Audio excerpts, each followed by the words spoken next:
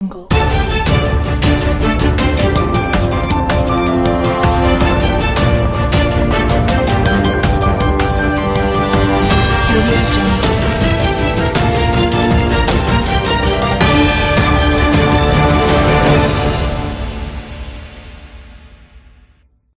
ಹೊನ್ನಕಿರಣ news ಚಾನೆಲ್ಗೆ ಸ್ವಾಗತ. ನಾನು ಪೂರ್ಣಿಮಾ ಗಾಯಕ್ವಾಡ್. ಸಿಂದಗಿ ಪಟ್ಟಣದಲ್ಲಿ 84 ಕುಟುಂಬಗಳು ನಿರಾಶ್ರಿತರವಾಗಿ ಪರವಾಗಿ ಸರ್ಕಾರವಿದೆ. ಸ್ಥಳೀಯ ಶಾಸಕರು ಕೂಡ ಅವರ ನೆರವಿಗೆ ನಿಂತಿದ್ದಾರೆ. ಆದರೆ ಈ ವಿಷಯದಲ್ಲಿ ಬಿಜೆಪಿ ರಾಜಕಾರಣ ಮಾಡುತ್ತಿದೆ ಎಂದು ಜಿಲ್ಲಾ ಕಾಂಗ್ರೆಸ್ ಅಧ್ಯಕ್ಷ ಮಲ್ಲಿಕಾರ್ಜುನ ಲೋಣಿ ಸುದ್ದಿಗೋಷ್ಠಿಯಲ್ಲಿ ಮಾತನಾಡಿದರು. ಸಿಂದಗಿ ಪಟ್ಟಣದಲ್ಲಿ ಕೋರ್ಟ್ ಆದೇಶದ ಕಾರಣದಿಂದಾಗಿ 84 ಜನ ಕುಟುಂಬದವರು ಮನೆ ಕಳೆದುಕೊಂಡು ನಿರಾಶ್ರಿತರಾಗಿದ್ದಾರೆ ಎಂದು ಪತ್ರಿಕಾಗೋಷ್ಠಿಯಲ್ಲಿ ಹೇಳಿದರು. ಈ ಸಂದರ್ಭದಲ್ಲಿ ಕಾಂಗ್ರೆಸ್ ಪಕ್ಷದ ಮುಖಂಡರಾದ ವೈದ್ಯನಾಥ್ ಕರ್ಪೂರ್ಮಠ್, ಚಾಂದ್ಸಾಬ್ ಗಡೆಗಲ್ಲವ, ಕೃಷ್ಣ ಕಾಮ್ಟೆ, ಎಂ.ಎ. ಮುಲ್ಲಾ, ವಸಂತ್ ಹೊನ್ಮೊಡೆ ಮೊದಲಾದವರು ಪತ್ರಿಕಾಗೋಷ್ಠಿಯಲ್ಲಿ ಉಪಸ್ಥಿತರಿದ್ದರು.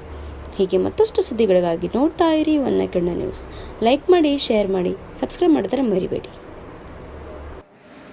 ಬಿಜೆಪಿ ಜಿಲ್ಲಾ ನೂತನವಾಗಿ ವಿಚಾರ ಸಮಿತಿಯ ಅಧ್ಯಕ್ಷರಾದಂಥ ನಿರ್ದೆ ಅವರೇ, ಇವತ್ತು ನಾನು ಪತ್ರಿಕಾಗೋಷ್ಠಿ ಕರೆದ ಉದ್ದೇಶ ಸಿಂದಗಿ ಪಟ್ಟಣದಲ್ಲಿ ಸುಮಾರು ದಿನಗಳಿಂದ 84 ಜನ ವಸತಿ ಕಳೆದುಕೊಂಡಂಥ ನಿರಾಶ್ರಿತ ಫಲಾನುಭವಿಗಳು ಹೋರಾಟವನ್ನು ಮಾಡುತ್ತಿದ್ದಾರೆ. ಇದನ್ನು ಆ ನೊಂದ ಕುಟುಂಬಸ್ಥರ ಜೊತೆಗೆ ನಮ್ಮ ಪಕ್ಷ, ಆ ಭಾಗದ ನಮ್ಮ ಪಕ್ಷದ ಶಾಸಕರು, ಸರ್ಕಾರ ಯಾವತ್ತೂ ಇರ್ತದೆ ಅಂತಕ್ಕಂಥ ಮಾತನ್ನು ಹೇಳಿ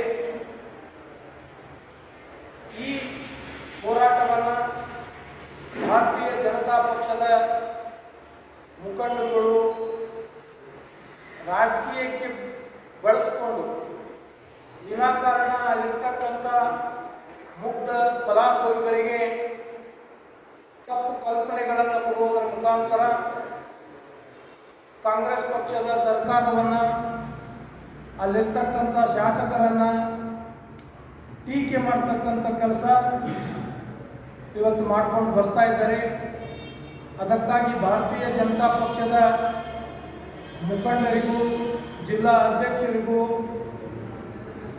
ನಾನು ಒಂದು ವಿನಂತಿಯನ್ನು ಮಾಡ್ಕೊಳ್ತಾ ಇದ್ದೀನಿ. ಜಿಲ್ಲೆಯಲ್ಲಿ ಯಾರೇ ಸಂಕಷ್ಟಕ್ಕೆ ಈಡಾದಾಗ ಸರ್ಕಾರ ಇರ್ಬೋದು, ವಿರೋಧ ಪಕ್ಷ ಇರ್ಬೋದು, ನಾವು ರಾಜಕೀಯ ಬೆರೆಸದೆ ಅವರಿಗೆ ನಿಜವಾಗಿ ಪರಿಹಾರವನ್ನು ಕೊಡಿಸುವಲ್ಲಿ ನಾವು ನೀವು ಪ್ರಯತ್ನ ಮಾಡಬೇಕು ಅಂತ ಕೆಲಸ ಮಾಡೋಣ ಅಂತಕ್ಕಂಥ ಮಾತನ್ನು ಹೇಳ್ತಾ ಇದ್ದೀನಿ. ಇವತ್ತು ಸುಮಾರು 25 ವರ್ಷಗಳ ಹಿಂದೆ ಸಿಂದಗಿ ಪುರಸಭೆಯಿಂದ ನಿವೇಶನಗಳನ್ನು ಪಡೆದುಕೊಂಡು ಅದರಲ್ಲಿ 84 ಜನರಲ್ಲಿ ಸುಮಾರು 14 ಜನ ಕಟ್ಟಡಗಳನ್ನು ನಿರ್ಮಿಸಿ ಅಲ್ಲಿ ವಾಸಿಸುತ್ತಿರುವುದು ನಿಮ್ಮೆಲ್ಲರಿಗೆ ಗೊತ್ತಿದೆ. ಆದರೆ ಆ ಪುರಸಭೆ ಕೊಟ್ಟಂಥ ನಿವೇಶನದ ಜಾಗ ಸುಮಾರು ದಿನಗಳಿಂದ ವ್ಯಾಜ್ಯದಲ್ಲಿತ್ತು, ನ್ಯಾಯಾಲಯದಲ್ಲಿತ್ತು. ನ್ಯಾಯಾಲಯ ಯಾರು ವೈಯಕ್ತಿಕ ಒಬ್ಬ ವ್ಯಕ್ತಿ ಆ ಜಾಗ ನಂದು ಅಂತೇಳಿ ನ್ಯಾಯಾಲಯಕ್ಕೆ ಹೋಗಿದ್ದು, ಅವನ ಪರವಾಗಿ ತೀರ್ಮಾನವನ್ನು ಕೊಟ್ಟಾಗ ಇವತ್ತು ಅಲ್ಲಿಯ ಸ್ಥಳೀಯ ಸರ್ಕಾರ ಅಥವಾ ಸಂಸ್ಥೆ ಅವರನ್ನು ತೆರವುಗೊಳಿಸಿದ್ದಾರೆ ಹೊರತು ಅಲ್ಲಿರ್ತಕ್ಕಂಥ ಶಾಸಕರಾಗಲಿ, ಸಚಿವರಾಗಲಿ, ಸರ್ಕಾರ ಆಗಲಿ ಇದರಲ್ಲಿ ಏನೂ ಇಲ್ಲ. ಒಂದು ನ್ಯಾಯಾಲಯಕ್ಕೆ ಒಬ್ಬ ವ್ಯಕ್ತಿ ಭೂ ನಂದಿದೆ ಅಂತಕ್ಕಂಥ ಮಾತನ್ನು ಹೇಳಿ ಕೋರ್ಟ್ಗೆ ಸಂಬಂಧಪಟ್ಟಂಥ ದಾಖಲೆಗಳನ್ನು ಸಬ್ಮಿಟ್ ಮಾಡಿ ಹೋದಾಗ ಕೋರ್ಟ್ ಸುಮಾರು ವರ್ಷಗಳ ಕಾಲ ಅದನ್ನು ಪರಿಶೀಲನೆ ಮಾಡಿ ಅವನ ಪರವಾಗಿ ತೀರ್ಮಾನ ಇಟ್ಟು, ಅಷ್ಟೇ ಅಲ್ಲ ಆ ಸ್ಥಳೀಯ ಸಂಘ ಸಂಸ್ಥೆಗೆ ಆ ನಿವೇಶನವನ್ನು ಖಾಲಿ ಮಾಡ್ತಕ್ಕಂಥ ಕೊಡಬೇಕು ಅಂತ ಹೇಳಿ ಆದೇಶ ಮಾಡ್ತಾರೆ. ಅದ್ರ ಪ್ರಕಾರ ಆಗಿದೆ. ಇದು ಆದ ತಕ್ಷಣ ಆ ಭಾಗದ ನಮ್ಮ ಕಾಂಗ್ರೆಸ್ ಪಕ್ಷದ ಶಾಸಕರಾದಂಥ ಶ್ರೀಯುತ ಅಶೋಕ್ ಮನುಗುಳಿಯವರು ತ್ವರಿತಗತಿಯಲ್ಲಿ ಒಂದು ಪುರಸಭೆ ಅಧಿಕಾರಿಗಳ ಸಭೆ ಅಂತಾರೆ.